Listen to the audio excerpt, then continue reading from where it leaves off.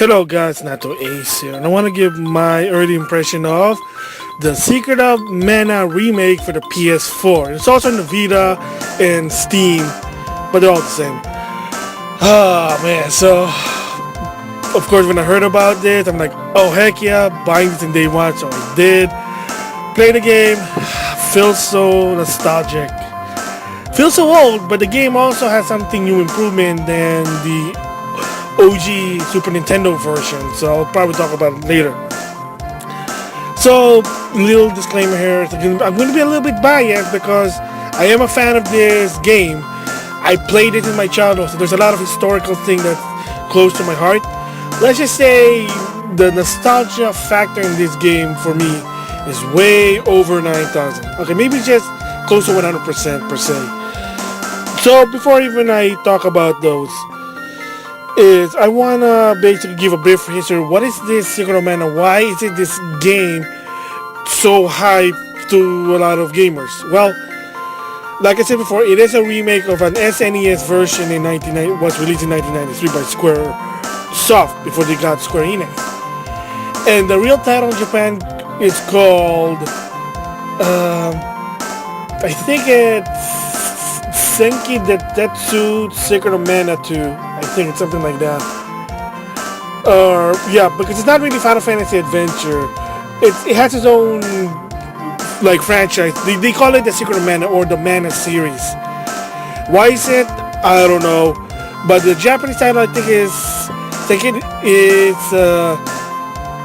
Senki Detetsu 2 or the Secret of Mana 2. Because the first game is actually called, for the Game Boy, the OG Game Boy. Yeah, there is actually the first game. It's called Secret of Mana in Japan, but in America they call it Final Fantasy Adventure. It was basically marketing reason at the time. It was, yeah. So of course, believe it or not, there was a remake in this one, the Final Fantasy Adventure called the Adventure Mana for the PlayStation Vita. There was a sale during the holiday. I bought it, so kind of play, sort of like the Game Boy version. Again, it's another remake. I'll explain all the history before.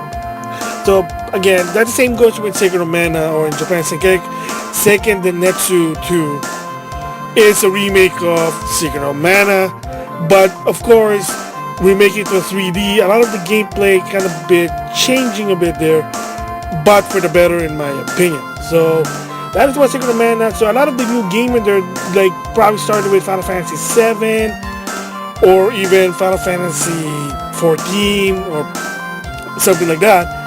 Yeah, this game is a very old game. They just finally remade it, voice, fully 3D, improved music. But of course, the best part about this game is it also has retro for the nostalgic one. So now I'm gonna basically, what are my thoughts about this game, Secret of Mana? And I also might as well give my impression also the previous one for the Vita, the Adventure of Mana. So I want to give my thoughts on the Secret of Mana remake. So the gist of it, what I think about it, it's freaking awesome. I'm having fun with it. The voice, English dub, I know it's not that perfect, but it's enjoyable enough. I like the graphic, the 3D graphic, the gameplay. I like it. So it does feel like a Secret of Mana when you grew up playing it in the SNES. Not so much a bit, but I'll explain it later. But for this remake, the graphic making it 3D it's actually enjoyed. Like I'm having fun playing. It's a good nostalgic, casual play there. Doing what I used to do when I played the SNES version, power up the weapon, power up the magic. So yeah, so the gist of it, that was fun.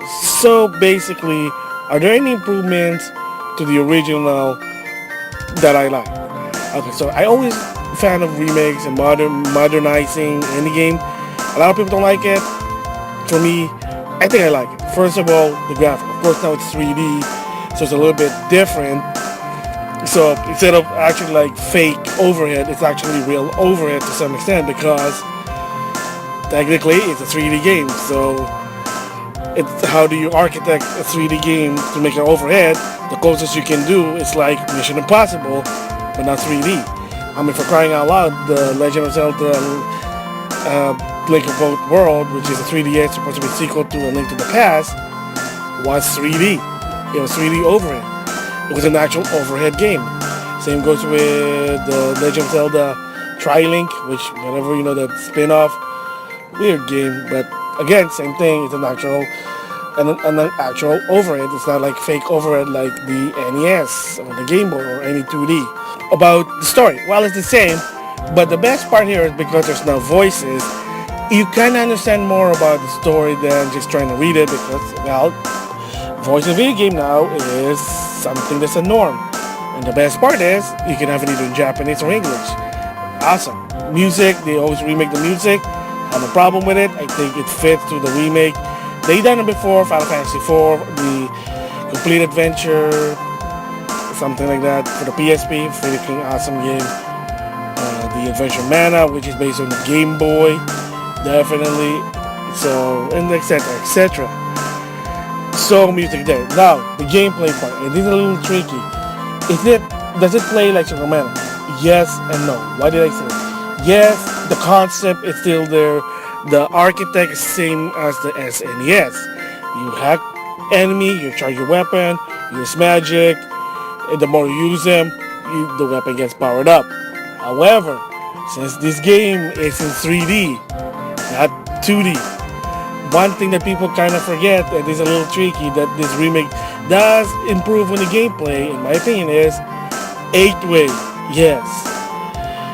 Secret of Mana for the SNES or any overhead type game, basically sprite in 2D, it's only 4-way. There's not a lot of frame to make attack 8-way.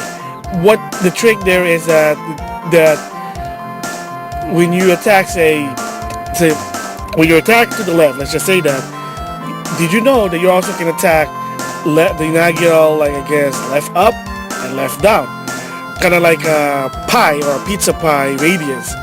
That's the thing. I mean, here it still does it in the 3D version, but this time since you can go 8-way, your character actually goes 8-way, it makes it more accurate and easy. So that's something new versus the 2D game.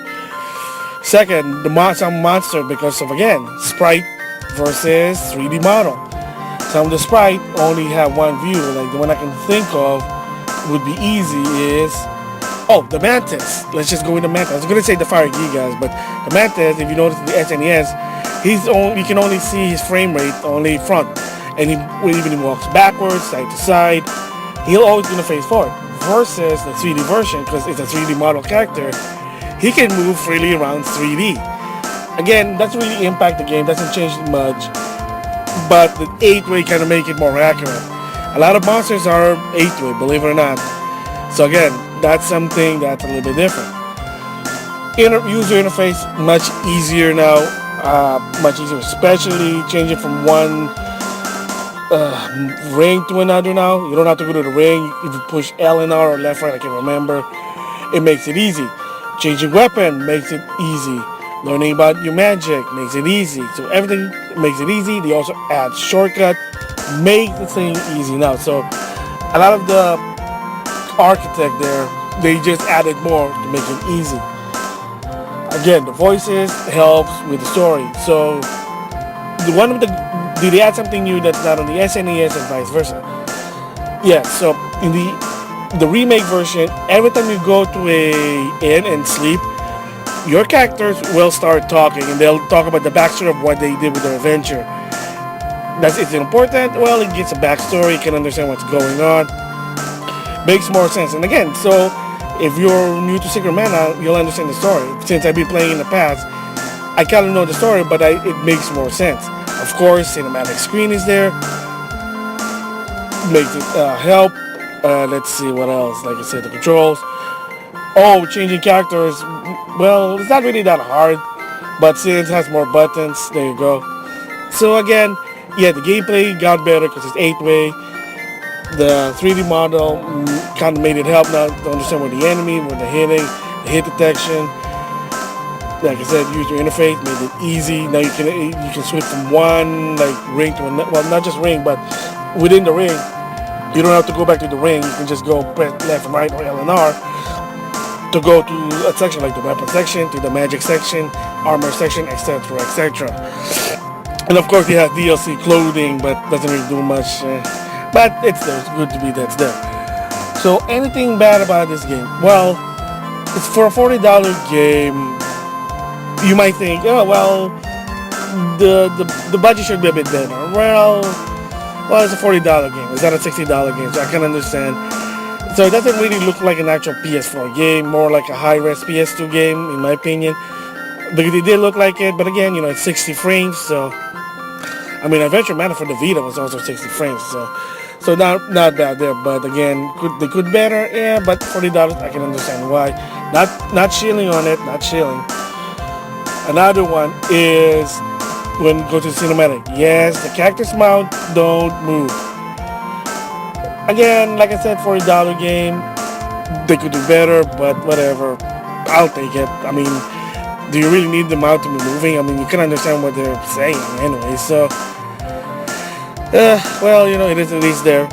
But the blasphemy there that a lot of people were basically saddened, if you know, for the SNES is the Mode 7 cannon, the traveling cannon effect. They got rid of it. Like, they really just got rid of it. It saddens me, but they got rid of it. And if you don't know what it is Mode 7 is a fake 360 engine that they use it for, like, again, 2D games, such as Super Mario Kart. F-Zero uses that to some extent, Chrono Trigger, and, thing that goes 360, that's what Mode 7 is. So they got rid of that effect, kinda lame, but again, it's 3D, probably it's not gonna work, probably gonna glitch the game out. Alright, well, I think the good thing about it is using Flammy. With Flammy, now it's easier to go from one place to another because the map is in 3D. There you go.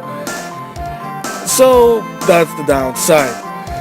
Another downside, really, when the game first initially released, it had a lot of bugs. There will be time when half the screen will be dark.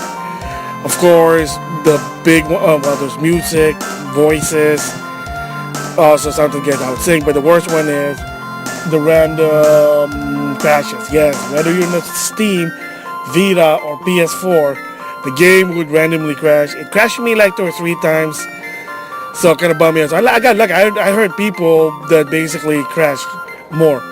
I heard there was an update. I know there was an update for the PS4 version. I have not tried it after that, but I have heard from friends who had Secret of Mana have said that it's still crashing, so maybe he needs another update. Oh boy. So again, overall the game is good. So a lot of people also complain about, like, I'm gonna go back. I kind of missed about this one. Excuse me. Is the graphics. So the funny part of this graphic is something, in my opinion, is interesting. Yeah, the graphics are good. Well, if you ever played Adventure Mana for the Vita, you kind of notice to some extent a lot of the monsters, they look the same. Like, exactly look the same. Remember the old days, like the Mega Man series in the NES, it may be a different world, but Mega Man looks the same from 1, 2, 3, 4, all the way to 6. Super Mario Brothers 1 and 2, or the Lost Level. What else I can think of? But you get the idea what I'm trying to say. It's been a while when this happened, but,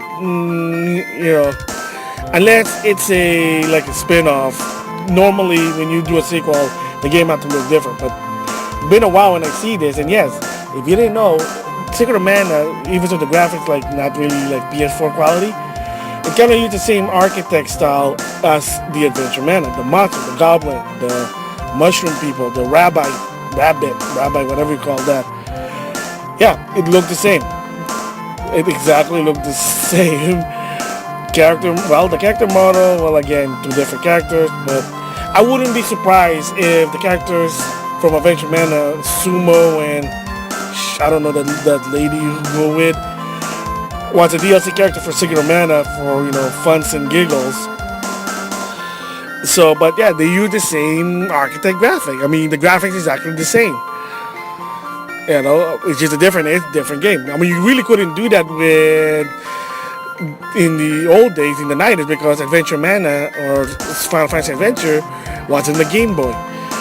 Secret of Mana was in the Super Nintendo, so you probably couldn't do it. Now you probably could do it because they actually use the same models to some extent. Yeah, the environment may be different, but the architect and the models of the monsters and how they lay out is probably the same thing. Overall, I think Secret of Mana remake, it's a good game. If you're a fan of it, I would recommend it. However, you just have to keep in mind that there are some flaws to it. Like I said, besides the graphic itself, the voice, there are some glitches in the game that you gotta be careful. Even if there was an update, like I said, I heard from people that there were still some random crashes that they just, oh man. So just warning you there, but it is a good game, it is a fun game. But I know the random crashes probably gonna take you off the fun and you go, screw this, I'm gonna play something else. Maybe Street Fighter 5.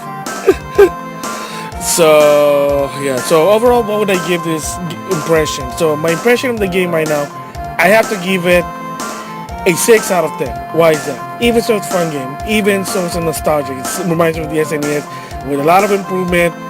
The story now makes more sense, the graphic is 3D. I know it's not PS4 graphic, but that's why it's $40. Maybe it should have been $30. Yeah, I think it's a fun game. So why is it for, what's the deduct, why did I deduct 4 points off? Like I said, I think the guy could have been better. The moving with the mouth, I don't really mind it, but again, to the general consumer, make more sense. The game itself, even so it's easy, it's still a Secret of Mana game. It is good. You're gonna be grinding because that's the old days with the SNES, believe it or not. In order to really finish an RPG for the SNES days, is you gotta grind. However, from what I heard, they did say it was dumbed down a bit. Didn't really see that much, but maybe I just because I've been grinding because I love grinding. And of course, the random glitches in the game. Like I said, having the screen black, not a good thing. Music and voices becomes outsick to the point that there's not even any music. And the worst of all is random crashes. That's a big no-no. You can't have your game to have random crashes. If you do, people are not going to have fun. They're going to say, screw it, it takes out the fun. So that's why it's a 6 out of 10. Once I finish the game, I'm probably going to give my, again, thoughts about it. But I'm probably not going to be changing anytime soon. Because I'm like in the second half of the game now. So there you go. 6 out of 10. I don't think it's a bad game. If you're a fan of Secret of Mana, you feel nostalgic, this is the game for you. For a newcomer, again, unless you really are curious, I would probably wait for a sale and then maybe more updates on the game because, like I said, random glitches, random crashes, really not a good thing. So that's my thoughts of my impression of Secret of Mana remake. With that, thanks for listening.